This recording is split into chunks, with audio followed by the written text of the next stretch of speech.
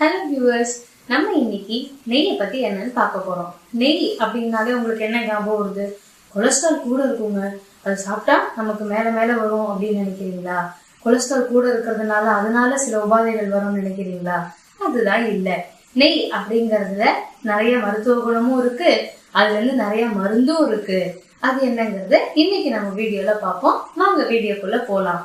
நெய் அப்படின்னு நம்ம எடுத்துட்டோம்னா ஃபர்ஸ்ட் அது எதுல இருந்து வருதுன்னு பார்ப்போமா? பாலை தயிராக்கி, தயிர்ல இருந்து அதுக்கப்புறம் தான் உங்களுக்கு வெண்ணெய் வெண்ணெயில இருந்து வருது. இதுல நம்ம பார்த்தோம் அப்படின்னா வெண்ணெயும் நெய்யையும் எடுத்துப்போம். இப்ப வெண்ணெய் அப்படிங்கறதுல என்ன இருக்கும்னா பால் கண்டென்ட் கொஞ்சம் இருக்கும், அந்த நெய்ல அது சுத்தமாவே இருக்காது. அதனால உங்களுக்கு லாக்டிக் ஆசிட் அலர்ஜி இருக்கிறவங்க கூட இந்த நெய்யை சாப்பிடுறாங்க அப்படின்னா அவங்களுக்கு அதனால வரக்கூடிய லாக்டிக் ஆசிட்னால வரக்கூடிய இருக்கிற பாதிப்பும் போயிடும். இப்ப இந்த நெய் அப்படிங்கறதுல என்ன மருத்துவ குணம் இருக்குன்னு பார்ப்போம். முதல்ல நெய் என்னென்னலாம் பண்ணும் அப்படின்னா, நெய் நமக்கு எதிர்ப்பு சக்தியை கொடுக்கும். இன்னொன்னு நம்மளுடைய ஃபுட் பைப்லயோ இல்ல வயிற்றுலயோ ஏதாவது புண்ணு இருந்ததுன்னா அதை ஆத்துறதுக்கு ஹெல்ப் பண்ணும். நமக்கு பசியை தூண்டும். என்ன சொல்றீங்க, பசியை தூண்டுன்றீங்க? நெய் கொழுப்பு தானே, கொழுப்பு சாப்பிட்டா எப்படி பசி இருக்கும் அப்படின்னு கேக்குறீங்களா? நெய் அப்படிங்கிறது என்னன்னா, நம்ம வெண்ணெயை காய்ச்சிடுறோம்ல, அப்ப அதுல இருக்கக்கூடிய சில கெட்ட கொழுப்புகள் எல்லாமும் எவாபரேட் ஆகி வெளியில போயிடுது. மீதி இருக்கிற நெய்யை தான் நம்ம உணவுல எடுத்துக்கிறோம். முதல் உணவு எல்லாரும் அந்த காலத்துல என்ன பண்ணாங்கன்னா, முதல்ல நெய்யை ஃபர்ஸ்ட் குத்திடணும், நெய்ல இருந்து கொஞ்சம் பசங்க முதல்ல நெய்யை சாப்பிட்டுட்டு அப்புறம் தான் மற்ற சாப்பாடு சாப்பிடணும் அப்படின்னே வச்சிருக்காங்க. ஏன் அப்படி அப்படின்னா, இந்த நெய்யானது நம்ம உணவு குழாக்குள்ள போகும்போது சுத்திலும் ஒரு படலத்தை ஏற்படுத்தி விட்டு போயிடுது.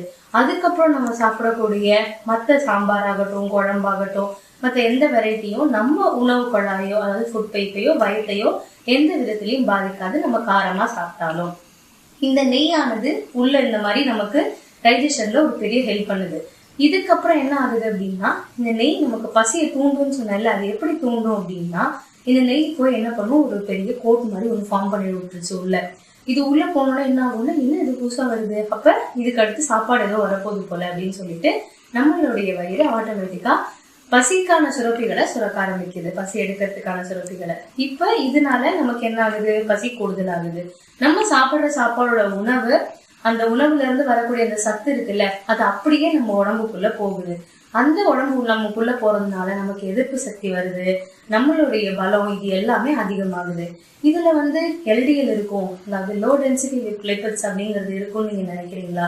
இதுலயும் இருக்கும், ஆனா அது எப்படி வெளில நமக்கு படியாம இருக்கு அப்படின்னா, இதை முறையான இதுல சாப்பிடணும். நம்ம நெய் சாப்பிடலாங்கிறதுக்காக நிறைய கொட்டியோ இல்ல மத்ததுலயோ கலந்து சாப்பிடாம, நெய் வெறும காலையில நீங்க ஃபர்ஸ்ட் சாப்பாடு சாப்பிடுறீங்க இல்ல ஏதாவது டிஃபன் சாப்பிடுறீங்கன்னா முதல் உருண்டை நீங்க சாப்பிடும் போது அதோட நெய்யை சேர்த்துக்கிட்டீங்கன்னா அது உங்களுக்கு நல்லாவே ஹெல்ப் பண்ணும்.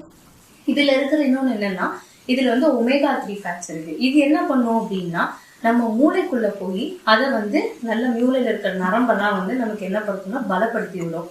இதனால நமக்கு இன்டெலெக்சுவல் மெமரிஸ், அதாவது நம்மளுடைய யோசிக்கிற திறன், அது எல்லாமே என்ன ஆகும்னா அதிகமாகும். இதை ஆயுர்வேதத்துல மேத்தியம் அப்படின்னு சொல்லுவாங்க. இன்னொரு நெய்க்கு ஒரு ஸ்பெஷல் குவாலிட்டி இருக்கு. அது என்னன்னு நீங்க பாத்தீங்கன்னா, நெய் தானும் கெடாது, தன்னோட சேர்றதையும் கெட விடாது. எப்படி அப்படின்னா, நெய்க்கு இருக்கிற தன்மை அதுதான். நெய்ல நம்ம நிறைய மருந்து நெய் சாப்பிடுறோம். சில பேர் ஆயுர்வேத டாக்டர் கன்சல்ட் பண்ணி சாப்பிடுறாங்க, சில பேர் அவங்களுக்கு பிடிச்சிருக்குன்னு சாப்பிடுறாங்க, சில பேர் மற்றவங்க சொல்றாங்கிறதுக்காக சாப்பிடுறாங்க. இது என்ன பண்ணும் அப்படின்னா, அந்த நெய் தனக்குரிய தன்மையையும் அது விட்டு கொடுக்காது.